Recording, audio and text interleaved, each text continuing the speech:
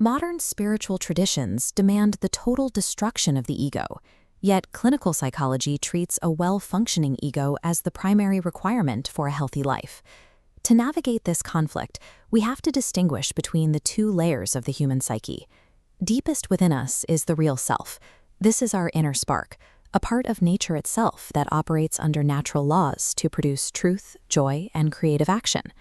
Wrapped around that core is the ego, our conscious outer personality handling the mechanics of physical existence, thinking, discriminating, and deciding.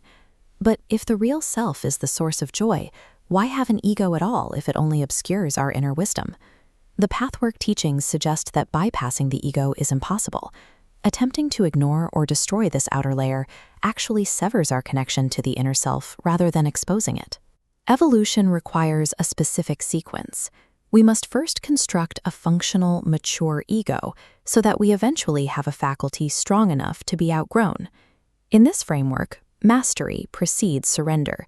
You cannot move past a psychological faculty that you do not yet fully possess and control. A weak ego lacks this mastery. It lives in a state of constant evasion, terrified of the weight of self-responsibility and the permanence of personal decisions. This underdeveloped ego hides behind rigid external dogmas to avoid the work of living. While it appears humble, it is often secretly clutching to childish demands for effortless pleasure and total power over its environment.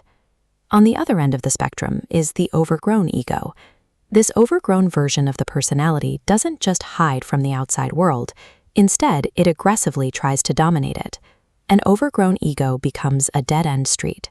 It burns all its energy on status and control, obsessively trying to force its own rigid conditions onto the natural flow of life. Both extremes lead to the same result. Whether through evasion or inflation, the ego consumes all available energy, leaving no path for the creative power of the real self to reach the surface. A healthy ego acts as a management system for the immediate now.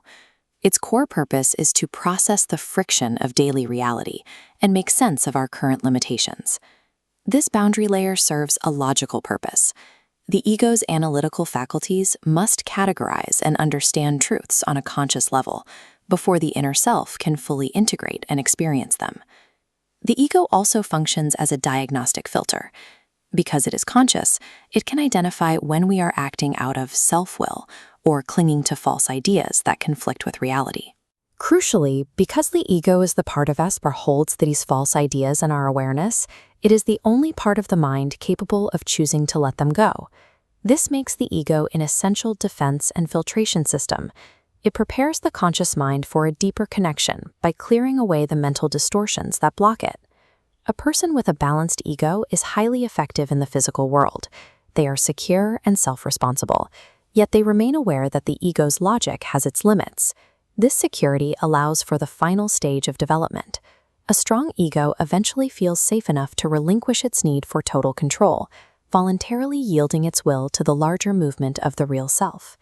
When we stop clutching for power and pleasure through the ego, the underlying fear and distrust of life begin to dissipate. This surrender opens a channel for the universal flow to move through us. This creates a surprising result. Once the ego stops demanding fulfillment on its own limited terms, the real self is free to manifest its inherent joy, finally achieving those fundamental desires for pleasure on a much deeper, more sustainable level. This process defines the path of human growth. We develop a reliable, self-responsible outer personality to serve as a vessel for the much larger intelligence that lives within. Think of the ego as a scaffold. We spend years building it with precision, only so we can finally reach the heights where the permanent structure of our true nature can take over.